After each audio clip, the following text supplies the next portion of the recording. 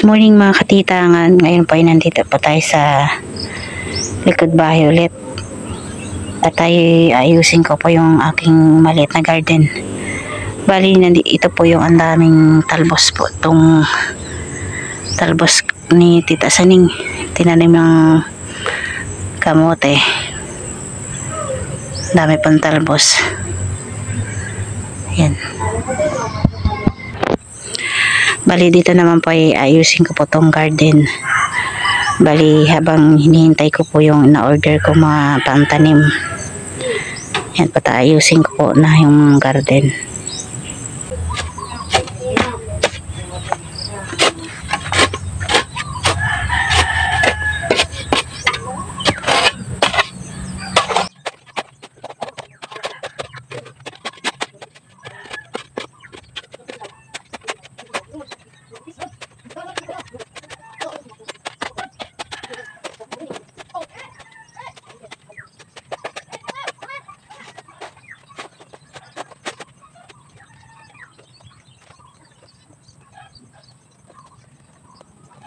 Bali po, maliit lang po muna ng garden yung gagawin ko para madaling linisin.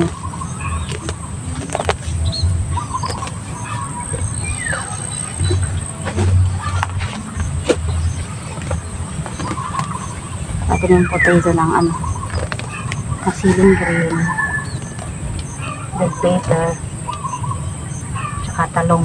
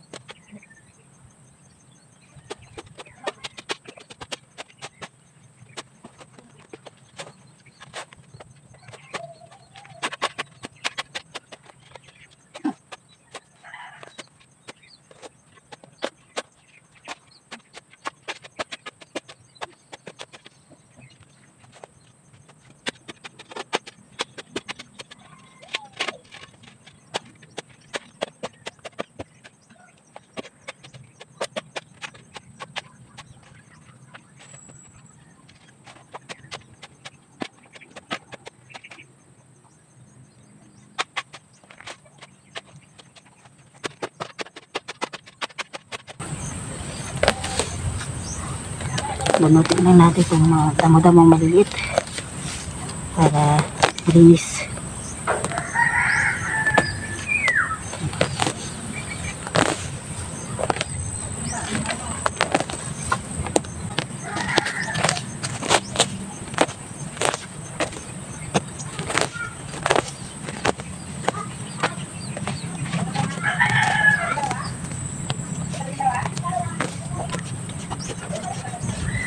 Bali, matataba naman po yung dito, lupa. Bali, ito po yung dun sa lupa na hinukay dun sa paggawa ng CR namin. Dito po nilagay ni Tito Deo.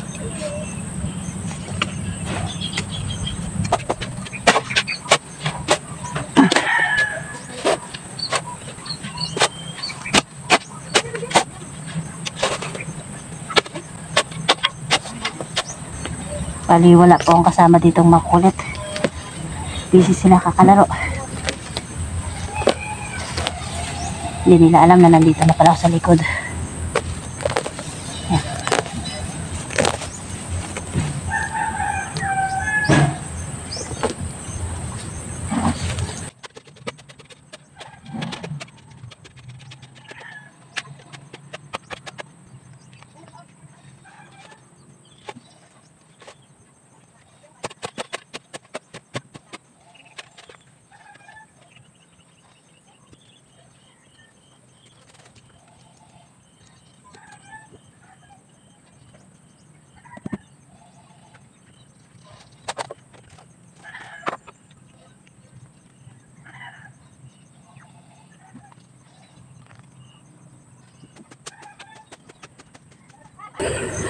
Bali ito po yung tinanim ni Tito daw, yung singkamas. Yan po, nilagyan niya po ng harang, baka makain po ng kambing o kaya baka. Ayan po, malaki na rin. Ayan po, tapos ko na pong ayusin tong garden. Bali, hintayin ko na lang po dumating yung mga in-order kong pananim. Ayan po. Tapos na po tayo dito sa likod. At medyo mainit-init na rin. Ayan po, pagkatapos nating mag-garden sa likod, ngayon po maglalaba naman po ako. Ayan, at marami na pang labahan. Bali, decolor na po itong aking inuna dahil tapos na po akong maglaba nung isang araw ng maputi. Kasama po ng mga kumot tsaka punda. Kaya decolor na po yung ngayong nilalabhan ko. Ay, maglalaba na. Ito yung mano-mano natin.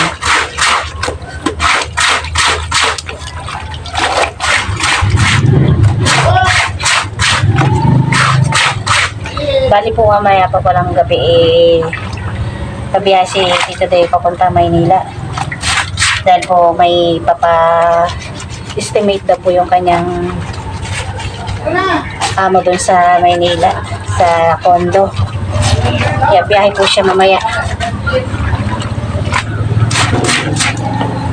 Balikan lang din po siya. Kung nagkasundo po sila ng kanyang boss, babalik naman po ulit siya dun sa Maynila. Kung kailan po uumpisahan yung gawa nila. Habang hindi pa po nakakalaot dito. Bali kahapon po hindi na po sila naglaot. At yung tangke at yung yung makina po ni Tito Day may tagas yung langis. Kaya hindi po siya nakakalaot kahapon.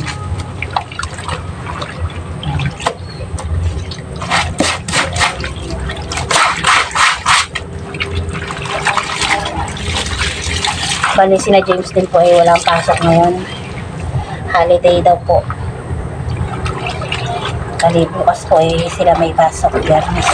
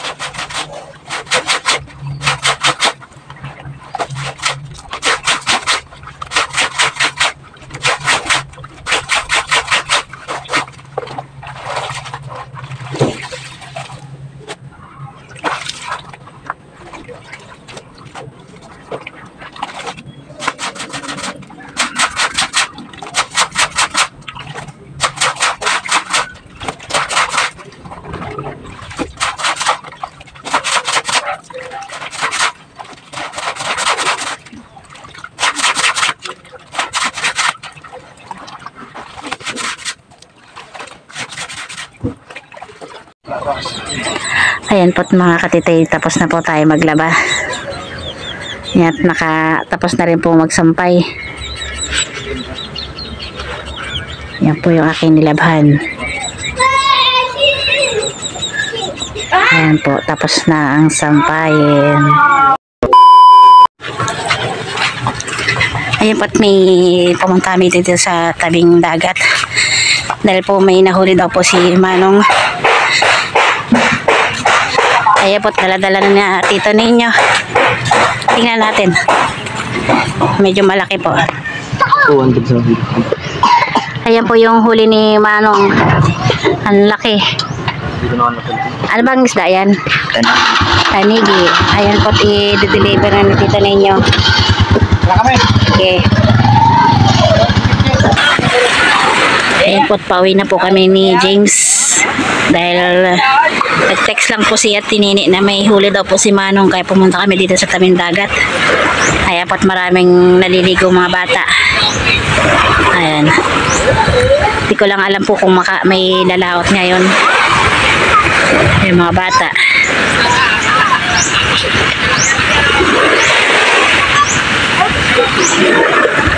Pauwi na kami ni James. Hi ka naman, James. Ayan, teka. Ayan po, at si James kasama ko. Tami, pauwi na. At dito naman po ay tayo magpa-fried chicken. Bali, nag-request si James na gusto raw niya ng fried chicken. Ayan po, dito po ay nagpainit na rin po ako ng kawali. Nilagyan ko na rin po ng mantika. Kaya po tayo isasalang ko na tong chicken. Bali, nababarang ko na po yan.